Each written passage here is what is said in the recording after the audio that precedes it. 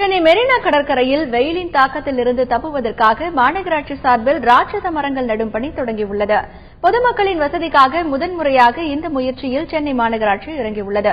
இதற்காக 25 ஆண்டுகள் பழமை வாய்ந்த டெல்டா என்கின்ற 30 அடி உயரம் கொண்ட மரங்கள் நடப்படுகின்றன. ஒரு வாரத்திற்குள் மெரினா கடற்கரை முழுவதும் 225 மரங்கள் நடப்படும் என்று இந்த பணியில் ஈடுபட்டுள்ள தனியார் நிறுவன ஊழியர்கள் தெரிவித்துள்ளனர். இந்த மரம் மஞ்சள் நிற பூக்களுடன் அழகாக காட்சியளிப்பதுடன் உப்பு காற்றில் நன்கு வளரும் என்று தனியார் நிறுவன ஊழியர்கள் கூறுகின்றனர். ஒரு 6 மரம் சாம்பிளுக்காக இப்ப நட்டுருக்கோம். நாங்க இது இன்னும் ஃபியூச்சர்ல வளரும் போது இன்னொரு 3-4 இயர்ஸ்ல நல்லா ஃபுல்லாவே எல்லோ கலர் ஃபிளவர்ஸ், பூராமே எல்லோ கலர் ஃபிளவர்ஸா இருக்கவங்களுக்கு நல்லா சிறப்பா வரும்.